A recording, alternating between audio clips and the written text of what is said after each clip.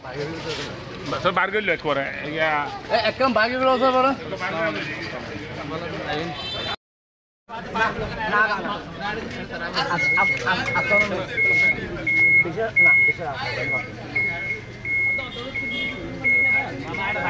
Kita kasur dulu.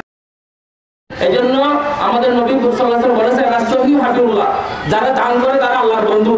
এজন্য এই শেখ জুবাইর উনি এমন দানের সাথে আল্লাহ তাআলা দান কবুল করেছেন। আমরা ওনার জন্য আল্লাহ তাআলার দরবারে জান্নাতের ফেরদৌস কামনা করেছি। শুধু তাই নয়, তিনি এই ঠাকুরদের মহিলা মাদ্রাসার পাশে একটা ইসলামিক পাঠাগার তিনি নির্মাণ করেছেন। এই পাঠাগারের সার্বিক সহযোগিতা করেছেন। এজন্য আমি মহান আল্লাহ তাআলার দরবারে শেখ জুবাইর সাহেব তিনি এলাকার জন্য সমাজের জন্য যে অনেক উন্নয়নমূলক কার্যক্রম করেছেন তার জন্য মহান আল্লাহর দরবারে বর্ষে বসে তাকে জান্নাতের দান করবে। এই পর্যায়ে বক্তব্য রাখার জন্য অনুরোধ করছি আমাদের যারা মুজিবুর রহমান সাহেব।